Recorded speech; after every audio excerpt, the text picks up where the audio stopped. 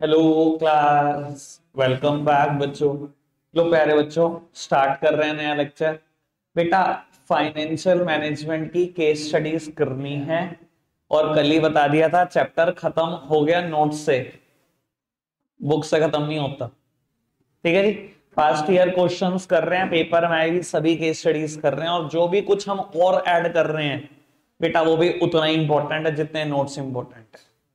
ठीक है ना। अगर पास्ट ईयर में आया है तो बेटा फ्यूचर ईयर में भी आएगा ही। चलो जी बेटा, चर्चा शुरू कर रहे हैं। बाबू, फैक्टर अफेक्टिंग डिविडेंड डिसीजन में एक हेडिंग ऐड कर लो फटाफट से। बेटा हेडिंग का नाम लिखो शेयर होल्डर प्रेफरेंसेस, जिन्होंने नहीं लिखा हो। बेटा हेडिंग का नाम लिखो शेयर होल्डर प्रेफरेंसेस, फटाफट से ऐड करो ये हेडिंग। वो पेपर बनाकर लाए होंगे आप, और अगर आप सीरियस नहीं हो, पेपर नहीं बनाकर लाए सर, देखो मैं आपका कुछ नहीं कर सकता, मेरे पे समय बहुत लिमिटेड है, मैं बर्बाद करने के लिए तो है नहीं समय। ठीक है जी बाबू, कर लिया ऐड, बस ठीक है। और बेटा जिनके पास पहले से पेपर है उन्हें कुछ लिखने की जरूरत नहीं है, उनका ऐड हुआ होगा। बाबू शेयर होल्डर प्रेफरेंसेस हेडिंग क्या कहती है, मेरी तरफ देखना। कई बार बेटा, अब एक कंपनी है जिसमें 30,000 शेयर होल्डर हैं, कई कंपनीज ऐसी हो जाती है जिसमें 50,000 है, कई कंपनी ऐसी हो जाती है लाखों में पहुंच जाते हैं शेयर होल्डर। रिलायंस के पास आज की तारीख में बेटा 14 लाख शेयर होल्डर है। ठीक है ना जी, 14 लाख लोग उसमें शेयर होल्ड करते हैं रिलायंस के पास। बेटा अब कहीं ना एक मेजॉरिटी जरूर ऐसी होती है जो चाह रही होती है कि डिविडेंड रेगुलरली दे दो भैया, हमें तो, हमें नहीं है कि आप रिटेन करो पैसा, कुछ भी दे दो, बस रेगुलरली देते रहो। कई बार तो मेजोरिटी ऐसी होती है। ठीक है ना। और ये मेजोरिटी कौन सी होती है मैं आपको बता देता हूं, जो एक सर्टेन एज क्रॉस कर चुकी होती है। मतलब मुझे ऐसा लगता है 40 के बाद वाले, उनको लगता है बेटा उनका ना रिस्क एपेटाइट नहीं होता, उनमें रिस्क झेलने की ताकत नहीं होती, रिस्क झेलने की ताकत खत्म होती जाती है 40 के बाद। ठीक है ना। तो बेटा वो क्या चाह रहे होते हैं, कंपनी ने अगर 10,000 भी कमाया ना बांट दो, 10 लाख कमाया बांट दो, 20 लाख कमाया बांट दो, कुछ भी नहीं रखो, एक कुछ ना कुछ जरूर देते रहो, चाहे कम कमाया देते रहो बेटा। लेकिन अगर मैं कहूं आपके पास मेजोरिटी ऐसी है, कई बार होती है, बहुत सारी कंपनीज के पास ऐसी होती है कि मेजोरिटी शेयर होल्डर कहते हैं भाई अगर कम कमा रहे हो ना तो मत दो, ऐसे ही हम परेशान होंगे, जाड़ भी गिल्ली नहीं होगी। ठीक है ना। वो कहते हैं कि अगर आपने एक हैंडसम रिटर्न कमा लिया है उस साल ही बांटना, चाहे 2-3 साल लग जाए बांटने में। और जनरली ये सोच किसकी होती है बेटा, ये सोच यूथ की होती है कि कम ना दो, 10-20 हजार कमा रहे हो अपने पास रखो, जब हो जाए ना तुम्हारे पास लाख 2 लाख इकट्ठे तब बांटना, उससे पहले बांटने की जरूरत नहीं है। तो बेटा कंपनी डिविडेंड बांटते टाइम अपनी शेयर होल्डर की प्रेफरेंसेस को जरूर दिमाग में रखती है। अगर मेजोरिटी चाहती है रेगुलरली डिविडेंड बांटो, चाहे वो स्मॉलर इन अमाउंट है, तो बेटा वो रेगुलरली बांटेगी। अगर बेटा मेजोरिटी ये कहती है कि ह्यूज अमाउंट ही बांटना, चाहे 2-3 साल रुक के बांटना, तो बेटा कंपनी उस मेजोरिटी को भी उतना ही ध्यान में रखेगी। समझ आई, जहां मेजोरिटी वहां कंपनी। रेगुलरली बांटने वाले लोग जाने हैं तो रेगुलरली बांटेगी, और नहीं है बेटा रेगुलरली वाले लोग वैसे हैं कि बेटा एक स्पेसिफाइड टाइम पीरियड के बाद बांटो लेकिन तगड़ा बांटो, तो बेटा कंपनी उसको भी ध्यान में रखेगी। तो बेटा एक इंपॉर्टेंट फैक्टर है जो डिविडेंड डिसीजन को अफेक्ट करता है। क्लियर हो गई बात। पहला नया फैक्टर पढ़ लिया, बहुत सारे पढ़ने हैं बेटा। और आपको बता देता हूं 3 दिन लगाने हैं मैंने, सैटरडे को बेटा खत्म होंगे ये केस स्टडी वाला पोर्शन। उसके बाद हम पास्ट ईयर क्वेश्चन देखेंगे, वो फॉर्मेलिटी होगी इसको करने के बाद। बाबू केस पढ़ना, आंसर भी आपके सामने ही है, फटाफट से केस आप पढ़ रहे हैं, थोड़ा स्पीडी पढ़ना बेटा। बात समझ में आई। मेजॉरिटी शेयर होल्डर कंपनी के इस टाइम पर क्या चाहते हैं कि रेगुलर डिविडेंड मिलता रहे, तो बेटा कंपनी ने क्या करा, रेगुलरली ही बांटना शुरू कर दिया, उस मेजॉरिटी को दिमाग में रख के। ठीक है जी, कोई दिक्कत तो नहीं, बढ़ाएं आगे बेटा। नेक्स्ट केस सिंपल है, आप खुद से सॉल्व कर सकते हो, इसमें कुछ नया नहीं है।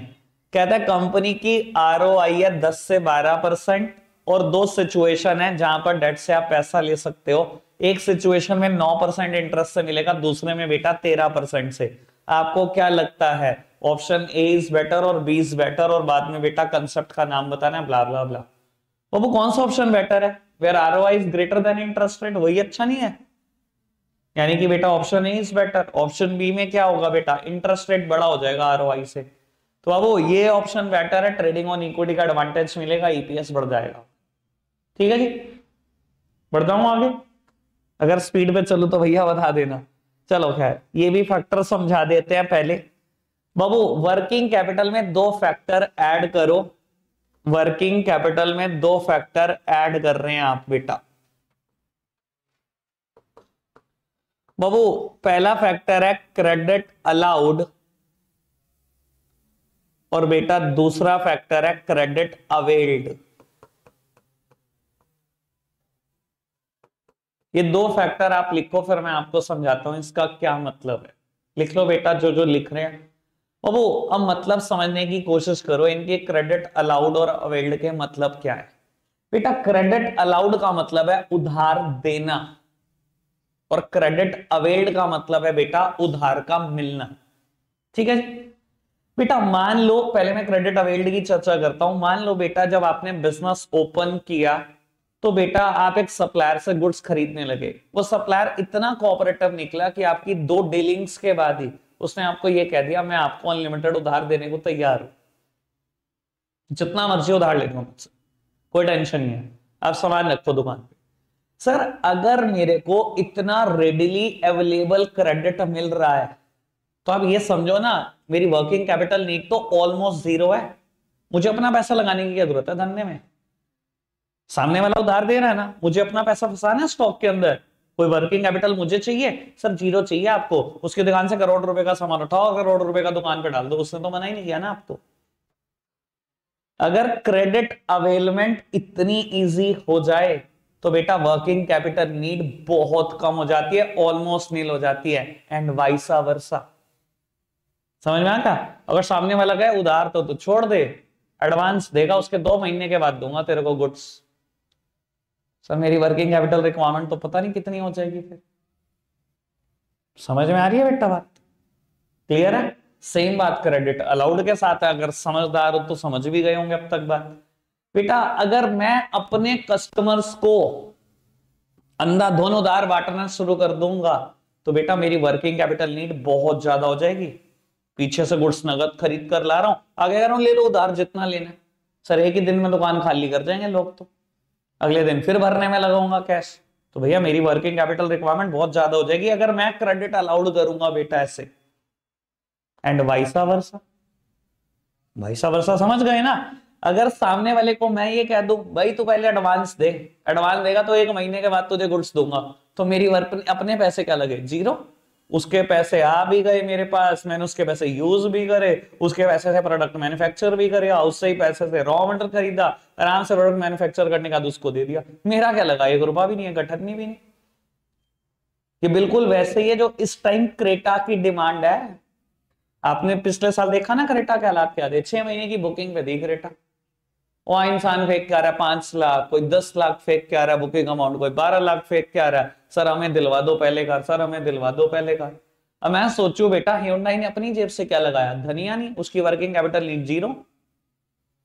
आपने इतना एडवांस फेंक दिया है उनके पास, उनको अपना क्या लगाना है? रॉ मटेरियल आपके ही पैसों से खरीद रहे हैं, प्रोडक्ट आपके पैसों पे मैन्युफैक्चर कर रहे हैं, और डिलीवरी देने में 6-6 महीने लगा रहे हैं। आपके तो पैसा यूज कर रहे हैं वो, उनकी वर्किंग कैपिटल नीड क्या है? समझ में आई बेटा बात? वो होता वैसे बड़ा रेयरली है, कार के केस में कोई कोई कार ही होती है बेटा जो ऐसी हिट होती है। चलो जी क्या है, सेम बात है जो मैंने अभी क्रेटा के लिए बोली। पढ़ना फटाफट से, हेडिंग क्लियर करो फटाफट से।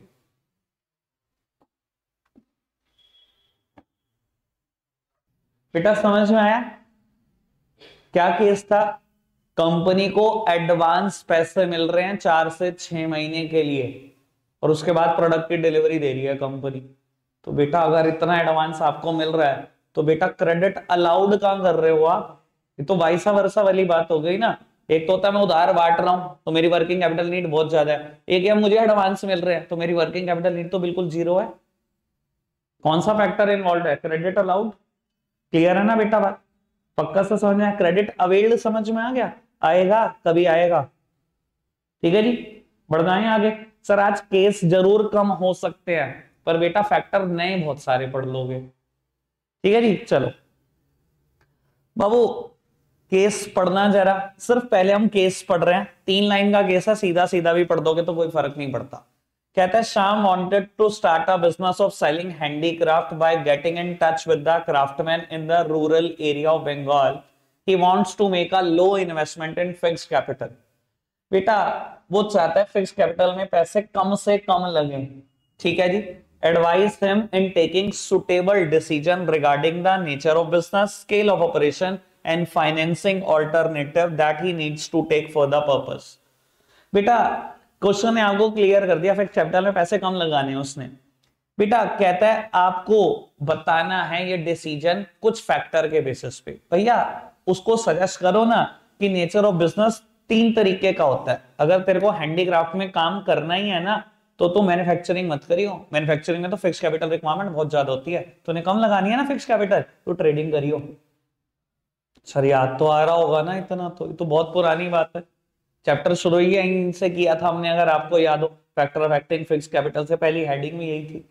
और वो सेकंड स्केल ऑफ ऑपरेशन, बेटा उसको समझाना लार्ज स्केल पे मत जाइयो, जितना बड़ा स्केल होता है उतनी फिक्स कैपिटल रिक्वायरमेंट ज्यादा होती है, स्मॉल स्केल पे काम करियो, ठीक है जी। फाइनेंसिंग ऑल्टरनेटिव हेडिंग ऐड कर दो अपने बेटा paper, factor of acting fix capital मैं एक हेडिंग ऐड कर दो बेटा फाइनेंसिंग ऑल्टरनेटिव, और फिर मैं इसको समझाना शुरू करता हूं, ठीक है जी। लो बेटा सामने देखना,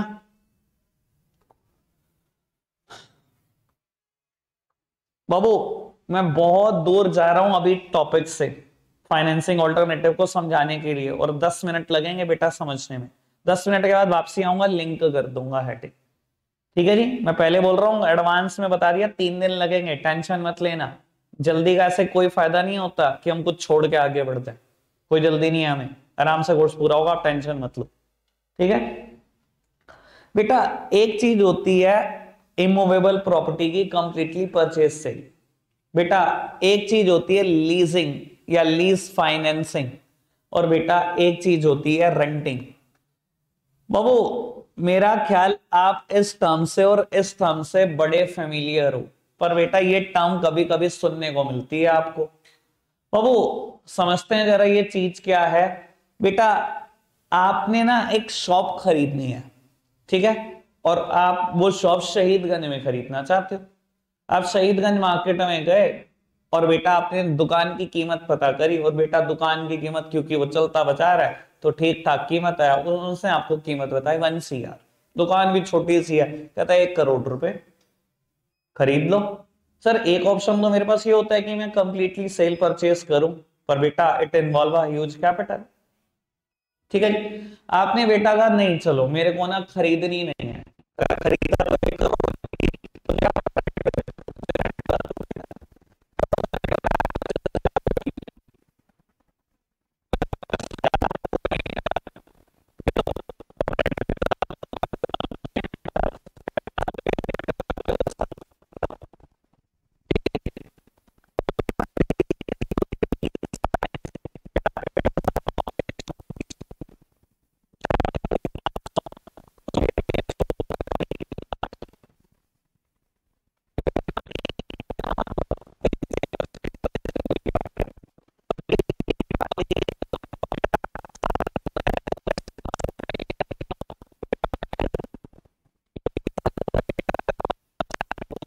बेटा घुमाना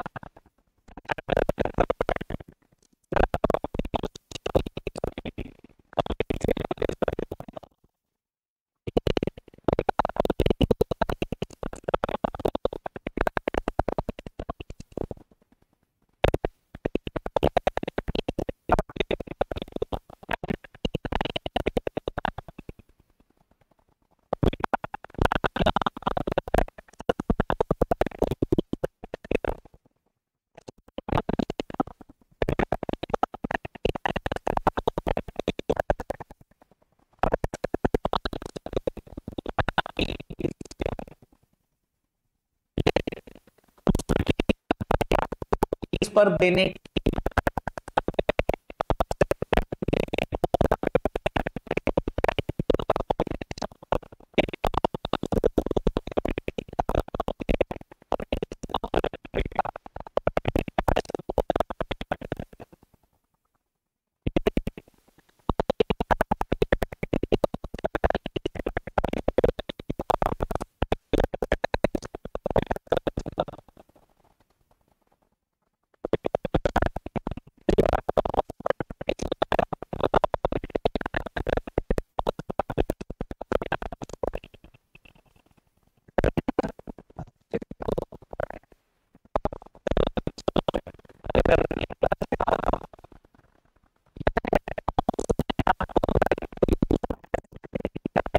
आपके फेवर में लिख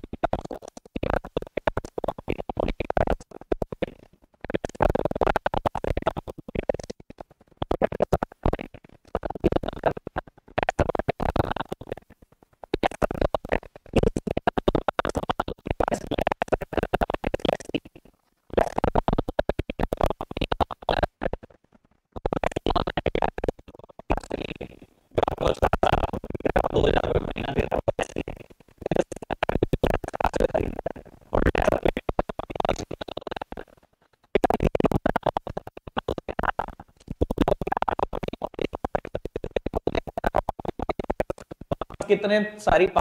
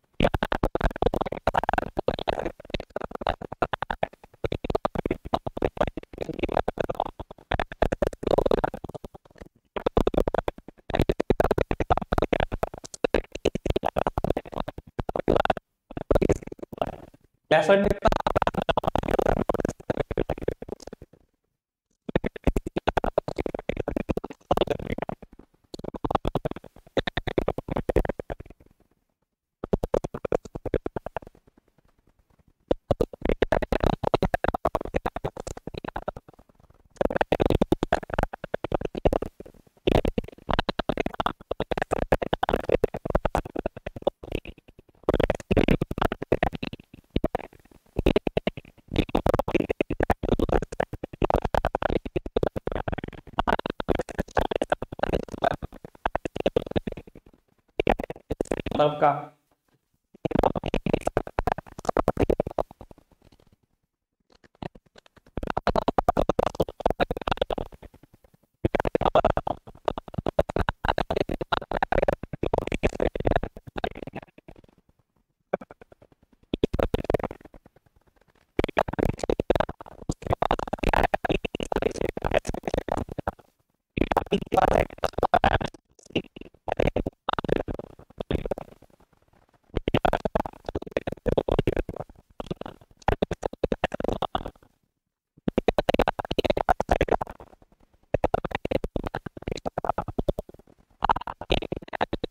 सी के फेवर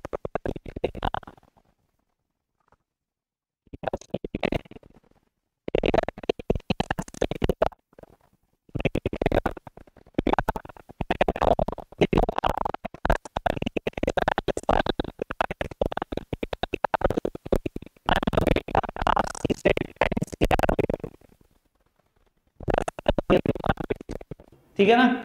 आपको बता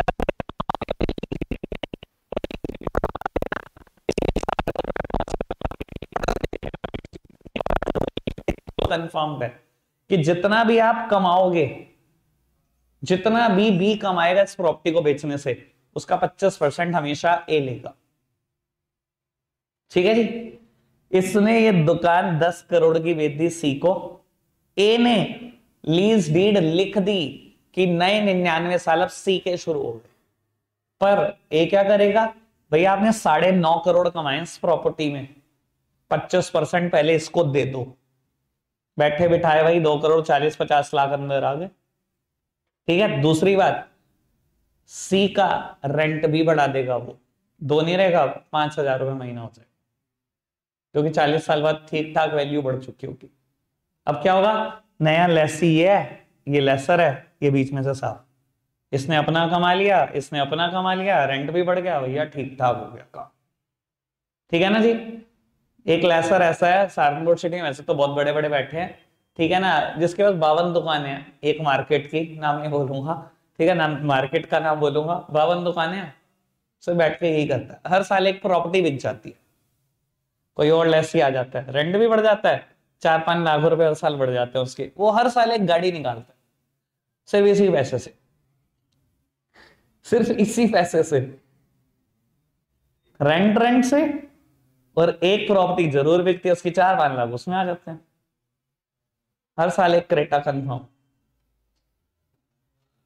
भैया समझ में आई बात? अब 1 मिनट के लिए मेरी तरफ देखो, अब मैं टॉपिक से लिंक कर रहा हूं, 10 मिनट मेरे पूरे हो गए, मैंने जितना समझाना था उससे भी ज्यादा समझा दिया।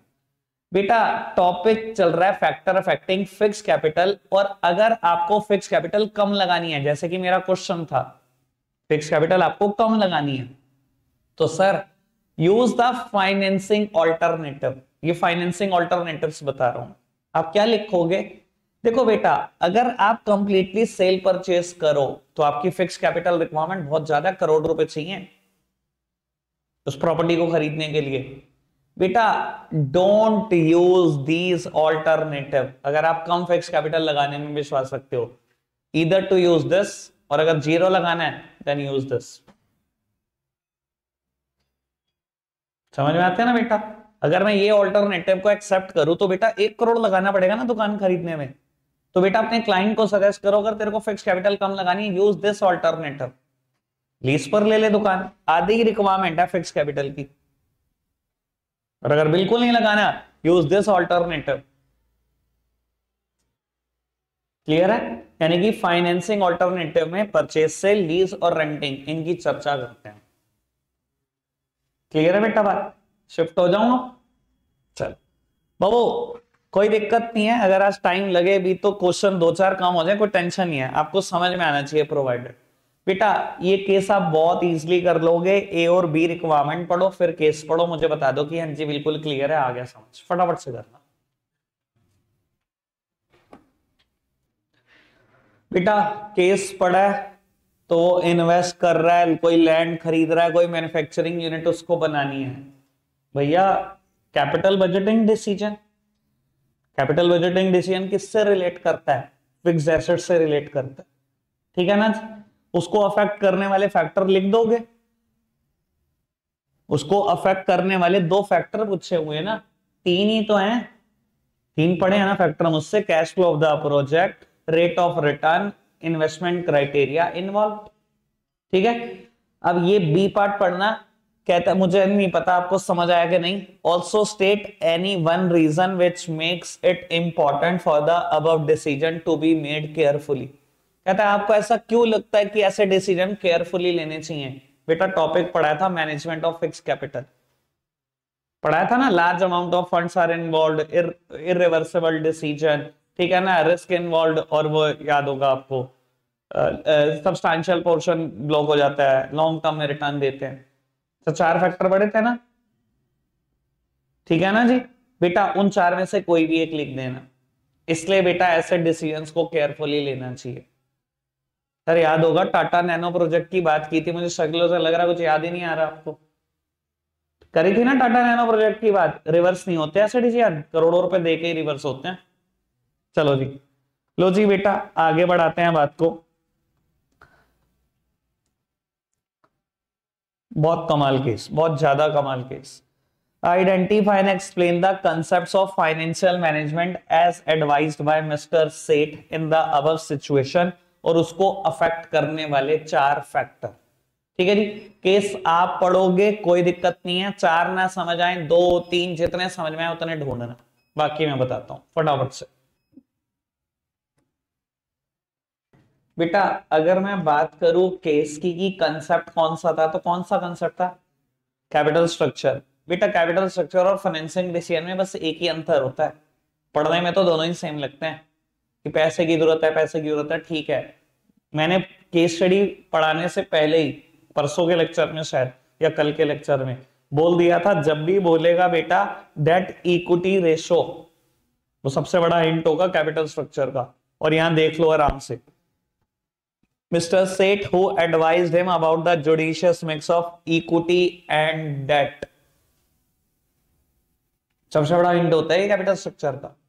कैपिटल स्ट्रक्चर है कंसेप्ट, अब उसको अफेक्ट करने वाले 4 फैक्टर, जिसमें से 2 नए हैं। ठीक है जी? 2 तो बड़े इजली मिले होंगे आपको। बेटा ये मिला, ये देखो वर्ड भी मेरे जैसे ही हैं।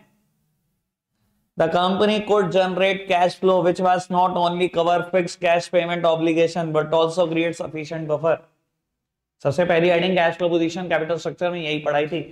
अगर मेरी कैश फ्लो पोजीशन इतनी अच्छी है कि फिक्स खर्चे देने के बाद मैं 2 खर्चे और निकाल सकता हूं, एक प्रिंसिपल और दूसरा इंटरेस्ट, हमेशा रेस करूंगा फंड किससे, डेट से। ठीक है जी, पहला फैक्टर मिला। चलो जी बाबू, एक ये भी बात मिल गई होगी, कंट्रोल डाइल्यूट नहीं करता। ठीक है ना, हाँ मुझे पता है भैया, मैं तो वो बात कर रहा हूं जो तुमने पढ़ रखी है। मिल गया, दो तो फैक्टर मिल गए होंगे ना, और मैंने पहले ही बोल दिया कि दो नए हैं, वो दो नए बता देता हूं कौन से हैं। बेटा यहां से पढ़ना शुरू करना, या बल्कि इससे भी एक लाइन पहले से पढ़ी, यहां से कहता mister Seth also suggested him to take loan from a financial institution as the cost of raising fund from the financial institution is low, though this will increase the financial risk but will also raise the return to the equity share holder. बेटा mister Seth ने कहा अपना financial institution से loan ले लो क्योंकि वो सस्ता पड़ता है, लेकिन उसने ये भी बता दिया कि कहीं ना कहीं आपका फाइनेंशियल रिस्क बढ़ेगा। सर देखो, लोन लेने के फायदे हैं चार, तो वही हमने फायदे पढ़े हैं, पर बेटा एक नुकसान भी है, फाइनेंशियल रिस्क राइज हो जाता है। फाइनेंशियल रिस्क क्या होता है बेटा, inability of firm to pay fixed financial charges like interest and the principal repayment। बेटा जहां फर्म इनएबल हो जाए, अनेबल हो जाए बेटा कि उससे दिए ही नहीं जा रहे भैया फिक्स्ड खर्चे, इंटरेस्ट भी नहीं निकल रहा, प्रिंसिपल भी नहीं ले रहा, इतना लोन ले लिया। भैया लोन लेना अच्छी बात है, पर उसके नीचे दब जाना बहुत बुरी बात है कि भैया मेरी तो नेट प्रॉफिट है 2.5 लाख रुपए के, और मैं इतना लोन लेके बैठ गया कि उसकी ब्याज ही ब्याज 5 लाख रुपए। तो बेटा इनएबिलिटी तो अराइज होगी ना कि मुझसे फिक्स्ड फाइनेंशियल चार्जेस ही नहीं पे हो रहे। तो बेटा एक फैक्टर ऐड करना है कैपिटल स्ट्रक्चर में, फैक्टर का नाम है रिस्क कंसीडरेशन, और ब्रैकेट में चाहो तो लिख लो फाइनेंशियल रिस्क एक्सप्लेन करना। ठीक है जी, और बेटा कैपिटल स्ट्रक्चर में ही एक और हेडिंग भी ऐड कराने वाला हूं, सामने देख लेना बेटा, बस 1 मिनट और। कहता है ये पढ़ो जी, कहता है at the same time the interest on loan is a tax deductible expense for computation of tax liability after due. ठीक है, बाकी की तो जरूरत नहीं बाबू। कहता है सेम पॉइंट ऑफ टाइम पर ये भी समझो कि डेट से पैसा लेने से क्या होता है बेटा, टैक्स डिडक्शन होता है, टैक्स सेविंग होती है, टैक्स कम पे करना पड़ता है। सर याद है मैंने टैक्स कम पे करने की एक बात करी थी, डेट का एक फायदा था ना, टैक्स सेव करा कर देता है बाबू आप। और उसमें मैंने आपको ये भी बताने की कोशिश की थी, अगर आपको दिख रहा है ना 10% डेट है तो भैया ठीक है, आप आंखों से तो सोच रहे हो भैया 10% कॉस्ट आ रही है, पर बेटा ये कॉस्ट नहीं आती डेट की कभी भी। कॉस्ट क्या आती है, interest rate into 1 minus tax rate. अगर टैक्स रेट 30% है तो आपको सच में डेट सिर्फ 7% पड़ रहा होता है। ये बात मैंने मन दिखाने की कोशिश करी थी। सर सेम बात आपको एक्सप्लेन करनी है, हेडिंग का नाम है टैक्स रेट, हेडिंग का नाम है एनसीईआरटी में टैक्स रेट। अब सुन लो बेटा, टैक्स रेट, इसमें टैक्स सेविंग वाली बात एक्सप्लेन करनी है, दिमाग में रखना। ठीक है जी, और रिस्क कंसीडरेशन में फाइनेंशियल रिस्क वाली बात। क्लियर है बेटा, बात समझ में आ गई। कैपिटल स्ट्रक्चर में अब कुल मिलाकर 8 हेडिंग हो गई होंगी, वर्किंग कैपिटल में 8 हो गई हैं, फिक्स कैपिटल में 1 बढ़ गई 7, डिविडेंड डिसीजन में 1 बढ़ गई 7। ठीक है जी, चलो जी बढ़ाते हैं बात को आगे। बहुत बढ़िया क्वेश्चन, बहुत ही ज्यादा बढ़िया क्वेश्चन बाबू। पढ़ेंगे आप, ए और बी रिक्वायरमेंट पढ़ो, फिर केस पढ़ो फटाफट से। केस पढ़ा बाबू, कहता है keeping the above considerations in mind, name the source of finance Shalini should not choose for financing the modernisation and the expansion of our food processing business, give one reason in support of your answer. कहता कौन सा source of finance use नहीं करना चाहिए शालिनी को, और उसको support करने के लिए एक बात बता दो, एक रीजन। सर आपको अगर ढंग से पढ़ चुके हो तो 3 रीजन है, तीनों रीजन मिल रहे हैं तो बेटा समझ लो आपने बैच में कुछ सुना है, और अगर एक ही मिल रहा है तो भैया कर क्या रहे हो, मुझे समझ नहीं आ रही है आपकी। बाबू देखो कितना क्लियरली उसने बोला, the fixed operating cost of the business was high. भैया अगर फिक्स कॉस्ट ज्यादा है तो बेटा डेट से पैसे मत लेना, कहीं 2 और फिक्स्ड बर्डन लेकर बैठ जाओ, पहले से ही ज्यादा है ना कॉस्ट, मत नहीं लेना ना डेट। और उसने यही पूछा था किससे नहीं लेना, पहला फैक्टर ये फेवर करता है डेट का, ओ सॉरी इक्विटी का, ठीक है जी। दूसरा, the cash flow position was weak, धंधे में कैश ही नहीं होता। सर डेट से पैसा नहीं लेते जब कैश नहीं होता, क्योंकि इंटरेस्ट देना पड़ता है निकाल के जेब से। दो, तीसरी बात कहीं ना कहीं नीचे होगा कि मार्केट बुलिश फेस में, अगर मार्केट बुलिश फेस में होती है हमेशा इक्विटी से पैसा लेना चाहिए। क्यों? क्योंकि दुनिया को लगता है कि अभी बढ़ जाएगा, अभी बढ़ जाएगा, शेयर अभी खरीद लेता हूं, दुनिया इस लालच में खरीद लेती है। बात समझ में आती है? तो तीन फैक्टर थे। अब इसने कहा है कोई और दो फैक्टर लिख दो जो केस में डिस्कस ना हुए हो। देखो मैं इस वजह से भी तीनों फैक्टर पढ़ाना चाहता था क्योंकि बी पार्ट ऐसा था, अगर मैं एक रीजन लिख भी दूं सपोर्ट करने को, मैंने एक लिख दिया और उसने दो अदर फैक्टर मांगे जो केस में ना हो, भैया अगर आप आइडेंटिफाई नहीं कर पाए उनको और आपने उन दोनों में से कोई चिपका दिया तो फालतू में नंबर दिया होगे, ठीक है ना। अब कुछ भी हो जाए, ना तो फिक्स्ड ऑपरेटिंग कॉस्ट लिखना फाइनेंसिंग डिसीजन का, ना ही बेटा कैश फ्लो पोजीशन लिखना, ना ही बेटा स्टेट ऑफ कैपिटल मार्केट लिखना। मैंने 7 हेडिंग पढ़ाई है, नोट्स में 7 हैं, 3 छोड़कर बची हुई 4 में से कुछ लिख दो। Cost risk rotation cost control 4 बची हैं, कुछ भी लिख दो चारों में से। और एक बात सुनो, ये फाइनेंसिंग डिसीजन का क्वेश्चन है, कैपिटल स्ट्रक्चर का नहीं। अब देखने में यहां पे भी पैसा ही लेना था पर कहीं डेट इक्विटी रेशो का हिंट नहीं था, ठीक है जी। क्या टाइम है? 43 हो गए। आज के लिए रखते इतना ही है प्यारे बच्चों, बाय बाय।